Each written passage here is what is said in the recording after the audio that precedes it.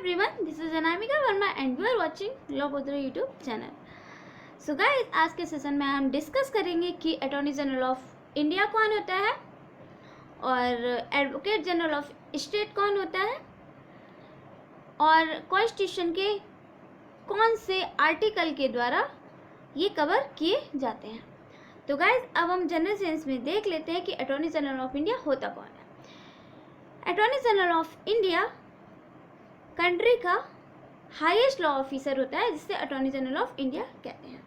तो गाइज अभी at present time पे इंडिया के अटॉर्नी जनरल ऑफ इंडिया कौन है ये देख लेते हैं।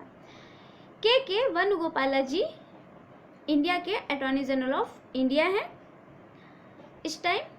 अब हम देखते हैं कि कॉन्स्टिट्यूशन का कौन सा आर्टिकल है जो अटॉर्नी जनरल ऑफ इंडिया को कवर करता है और कौन सा आर्टिकल है जो एडवोकेट जनरल ऑफ स्टेट को कवर करता है। तो गाइस जो 76 आर्टिकल है, 76 इंडियन कॉन्स्टिट्यूशन का 76 article attorney general of India को कवर करता है और आर्टिकल 165 क्या गाइस 165 ये एडवोकेट जनरल ऑफ स्टेट को कवर करता है। अब हम देख लेते हैं कि आर्टिकल 76 क्या कहता है, आर्टिकल 165 क्या कहता है।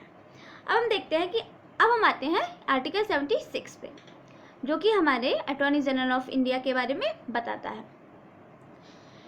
आर्टिकल 76 का सब आर्टिकल 1 ये कहता है कि अटॉर्नी जनरल ऑफ इंडिया का अपॉइंटमेंट इंडिया का जो प्रेसिडेंट होगा वो करेगा। यानी कि एट प्रेजेंट में हमारे इंडिया के प्रेसिडेंट हैं वो कोविंद जी हैं, तो अटॉर्नी जनरल ऑफ इंडिया का अपॉइंटमेंट वो करेंगे। और सेकेंड पॉइंट है इसका कि जो अटॉर्नी जनरल ऑफ इंडिया की क्वालिफिकेशन होंगी वो क्या होंगी। तो अटॉर्नी जनरल ऑफ इंडिया की क्वालिफिकेशन वही होंगी जो सुप्रीम कोर्ट के जजेस की क्वालिफिकेशन होती हैं। अब क्वेश्चन ये आता है कि सुप्रीम कोर्ट के जजेस की क्वालिफिकेशन क्या होती है। तो फर्स्ट क्वालिफिकेशन तो सबको पता होती है कि वो इंडिया का सिटीजन होना चाहिए। सेकेंड है कि वो हाई कोर्ट में 5 साल तक जज रहा हो और थर्ड है या तो वो एडवोकेट रहा हो 10 इयर्स तक। तो गाइस अब हम आते हैं अपने थर्ड पॉइंट पे अटॉर्नी जनरल ऑफ इंडिया के। वो ये है कि अटॉर्नी जनरल ऑफ इंडिया की जो ड्यूटी है वो क्या है। तो अटॉर्नी जनरल ऑफ इंडिया की जो ड्यूटी है वो गवर्नमेंट को एडवाइस प्रोवाइड करना है किस मैटर पे, जो लीगल मैटर होते हैं उन पर। अब आता है कि इसके अलाउंसेस सैलरी कौन देता है, इसका टाइम पीरियड क्या होता है। तो गाइस जो अटॉर्नी जनरल ऑफ इंडिया है इसका टाइम पीरियड फिक्स नहीं है, ये प्रेसिडेंट के प्लेस पे रहता है और इसका जो अलाउंसेस और सैलरी वगैरह होती है वो भी प्रेसिडेंट के द्वारा डिसाइड की जाती है। ओके और एक पॉइंट और है हमारा इसका जो बहुत इंपॉर्टेंट पॉइंट है अटॉर्नी जनरल ऑफ इंडिया का, वो ये है कि अटॉर्नी जनरल ऑफ इंडिया जब अपना ऑफिस होल्ड कर रहा है, जब अपनी ड्यूटी कर रहा है, उस टाइम वो स्टेट के कोर्ट में स्टेट के कोर्ट में ऑर्डिनेंस लगा सकता है। मतलब कि ये है कि अगर अटॉर्नी जनरल ऑफ इंडिया अपनी ड्यूटी कर रहा है तो ऑल स्टेट के कोर्ट में ऑर्डिनेंस लगा सकता है। अब हम आते हैं आर्टिकल 165 पे जो कि हमारा बताता है एडवोकेट जनरल ऑफ स्टेट के बारे में। अब गाइस हमारा फर्स्ट है कि जो एडवोकेट जनरल ऑफ स्टेट होता है वो किसके द्वारा अपॉइंट किया जाता है, वो हमारे गवर्नर ऑफ स्टेट के द्वारा अपॉइंट किया जाता है। सेकेंड पॉइंट है इसकी ड्यूटी ये होती है कि वो गवर्नर ऑफ स्टेट या स्टेट गवर्नमेंट की जो लीगल मैटर्स पे होते हैं उन पे हेल्प करे, उन पे एडवाइस प्रोवाइड करे। और थर्ड पॉइंट आता है कि इसकी जो क्वालिफिकेशन होती है वो क्या होती है। इसकी क्वालिफिकेशन वही होती है जो एक हाई कोर्ट के जज के लिए ज़रूरत होती है।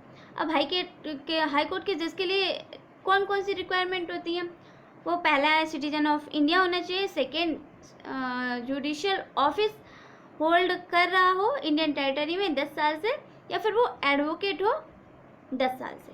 ओके गाइज, अब हम आते हैं कि जो गवर्नर के द्वारा जो सैलरी या अलाउंसेस होते हैं किसके, एडवोकेट ऑफ स्टेट के, वो डिसाइड किए जाते हैं। और गवर्नमेंट के ही प्लेजर पे, जैसे प्रेसिडेंट के प्लेजर पे अटॉर्नी जनरल ऑफ इंडिया रहता है, वैसे ही गवर्नर के प्लेजर पे एडवोकेट जनरल ऑफ स्टेट रहता है। ओके गाइस, अब आता है कि गवर्नर के द्वारा इसे टाइम टू टाइम रेफर कर लिया जाता है, किस लिए, एडवाइस देने के लिए लीगल मैटर्स पर। और ये जो एडवोकेट जनरल ऑफ स्टेट है, वो अपना जो कैरेक्टर प्ले करेगा, वो जो ड्यूटी प्ले करेगा, वो इंडियन कॉन्स्टिट्यूशन के अंडर होनी चाहिए, उसके अगेंस्ट नहीं होनी चाहिए, या फिर कोई पर्टिकुलर लॉ बना हो उसके अंडर होनी चाहिए।